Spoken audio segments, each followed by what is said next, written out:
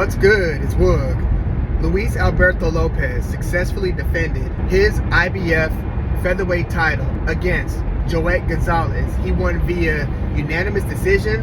The scorecards ranged from 8 rounds to 4, 9 rounds to 3, and then 10 rounds to 2, which I thought was pretty harsh. I thought this was actually a pretty close fight. So, Joet Gonzalez remains unstopped. He has yet to be stopped, and this is a guy who's fought Shakur Stevenson, Emmanuel Navarrete, and now Luis Alberto Lopez. This is now 2 successful title defenses for Luis Alberto Lopez, who won his IBF belt against Josh Warrington and then defended it successfully by viciously knocking Michael Conlan out. So now he's got 2 successful title defenses, and what I found interesting about this fight was that I thought that it was going to be Joet Gonzalez's tendency to get off to slow starts, which plagued him against like Isaac Dogbe. Joet Gonzalez usually takes a while to even really get going. Sometimes he'll just kind of stand back, stay at the other end of a jab, just kind of high guard and cover up, and really not start pushing the pace until like the 4th or 5th round. That wasn't the case so much here.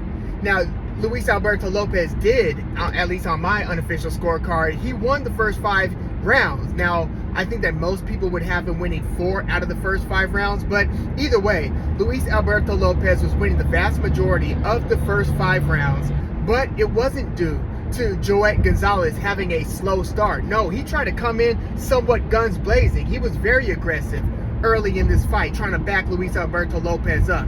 Luis Alberto Lopez was just better. I mean, he was just faster. He was more sudden. He has this inexplicable way of throwing like these uppercut leads and wide hook leads while keeping his chin out and not really getting caught on the way in. It's a very unorthodox style, which, it's about as unorthodox as Emmanuel Navarrete, but for different reasons, very different styles, but they both succeed using tactics that you wouldn't be instructed by your typical trainer. And for Luis Alberto Lopez to pull his style off, he's got to have some phenomenal legs. Like, I was listening to the broadcast, and I'm glad that they pointed out Prince Nassim, Manny Pacquiao. Luis Alberto Lopez is super strong, I would imagine, core-wise and in the legs. That's how he's able to jump into range and throw like these blistering, fast and hard power punches and then get out. And he's able to cover ground quickly, and then he's able to jump on the offbeat. Basically, you think that he's about to either take a step back, take a second or 2 off, and just kind of catch his breath and,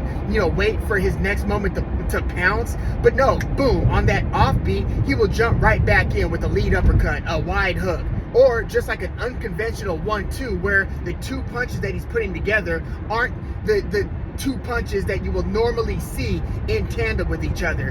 He basically does a whole bunch of off-script stuff that really, it's difficult for opponents to get a read on that. And, to Joet Gonzalez's credit, I thought that he fought the second half of the fight very well. He was landing with some nice and clean right hands. And Luis Alberto Lopez does this thing where he exaggerates like the roll movement, like he's rolling with the punch, like he's not absorbing the full impact, which, in some way is true. He was effectively kind of moving with the punch and at least kind of sponging or absorbing, somewhat diminishing the impact of the blow. It's like having a car with good shocks. When you start hitting those bumpier spots, the bottom of your car is not having to take, the full hit.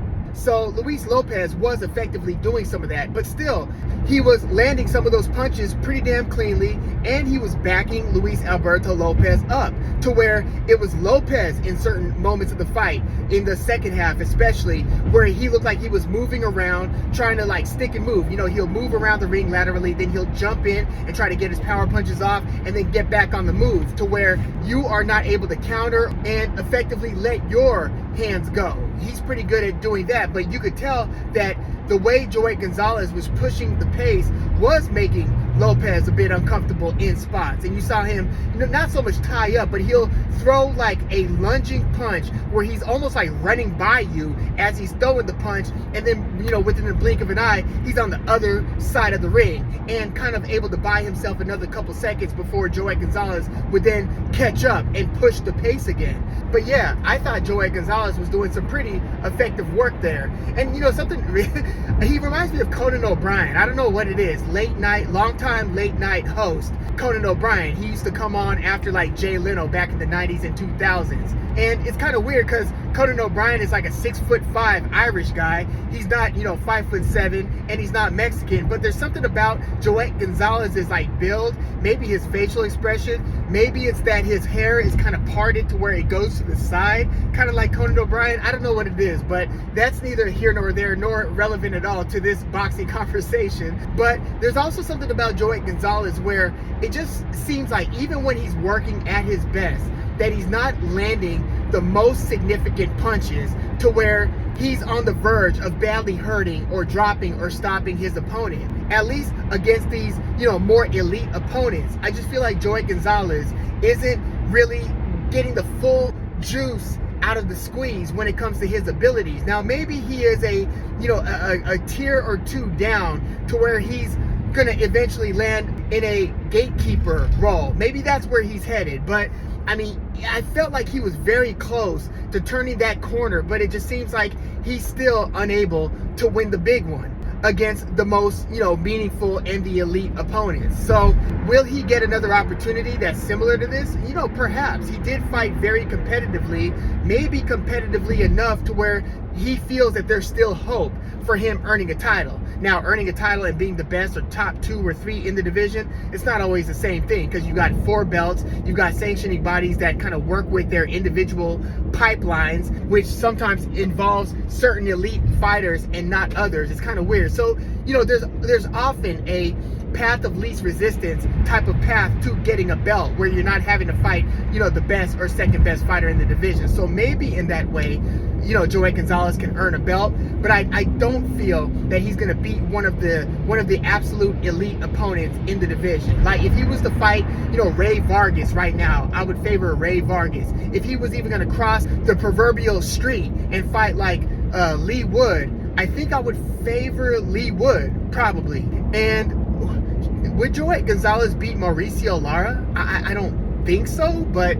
I don't know. I don't know if we're going to see Lara at featherweight again after he missed weight pretty badly against Lee Wood in that last fight. But yeah, good win for Luis Alberto Lopez. He holds on to his title. It's going to be interesting because he said that he's got no real desire to fight Robeisy Ramirez, who holds the WBO belt right now. Is that what him and Dogbe recently fought for? Well, yeah, I think it is because it's Lee Wood who's the WBA champ.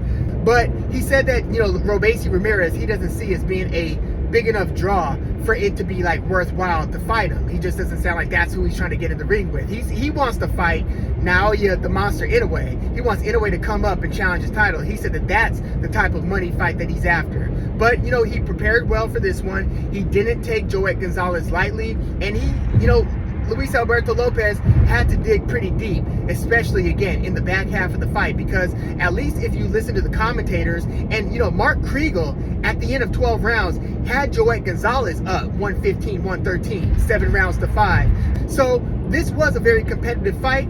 I had somebody tell me that they thought that the commentary was inaccurately giving you an impression that this fight was more even than it in fact was. I think it might have been my boy David Eister who mentioned that. But, I thought watching the fight, and I didn't have the sound off, so I heard the commentary. So maybe, that in some way influenced my opinion or my view of the fight.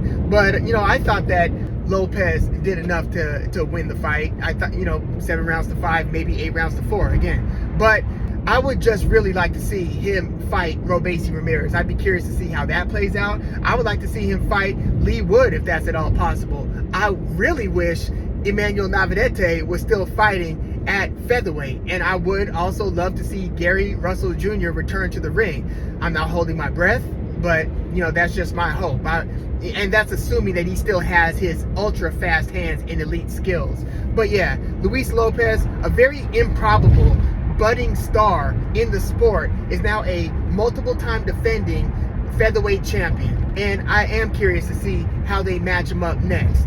But yeah, give me your thoughts on how you saw Lopez versus Joet Gonzalez, and how good do you think Luis Alberto Lopez is? Is this just a right place, right time, right opponents type of thing? Because, I mean, look at it. Now he's beaten Josh Warrington. He's knocked out Michael Conlon. He's beaten Joet Gonzalez. He beat Gabe Flores before that, Isaac Lowe. So he's starting to rack up a pretty nice and respectable resume. But yeah, let me know your thoughts on where you think he stands among the other elite fighters at 126. And if he were to fight Emmanuel Davidete, how do you think that fight would play out? I mean, I would just, my gut instinct would tell me to favor Emmanuel Davidete. But, I mean, Luis Alberto Lopez has some pop. Oscar Valdez had some pop, I know. But he also has a very athletic and unorthodox style.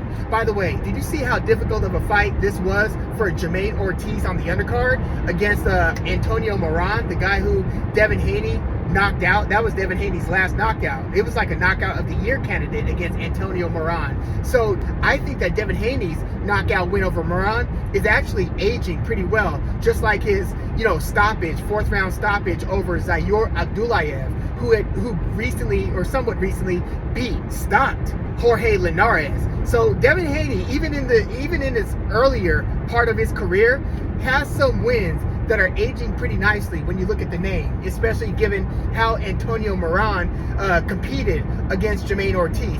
I also wonder, Jermaine Ortiz won the fight, by the way, via unanimous decision, but he did get hurt multiple times in the fight. He was looking really, really fatigued in a few spots in the fight as well. This was like a 138-pound catch weight, so I don't think that, I have strong doubts on whether Jermaine Ortiz is going to compete at lightweight again. I think he better just go to 140 and, do his body a favor, because he looked pretty worn out in different parts of this fight. He did do enough in the last couple rounds to pull this one out, but it was a close competitive fight, and I think that he underwhelmed. Given how we saw him perform against Vasily Lomachenko and Jamel Herring prior, this was kind of a regression, or at least in terms of the fight-by-fight outlook and perception. I think that this was kind of a step back for Jermaine Ortiz. But yeah, I think he's going to be fighting at 140 most likely. But yeah, let me know what you thought about Lopez versus Gonzalez in the comments. Like the video, subscribe to the channel if you are into the fight talk. And by the way, Xander Zayas looked about as good as I've ever seen him look. So, keep your eye on that Puerto Rican prospect. Xander Zayas looked great. But yeah, thanks again for tuning in.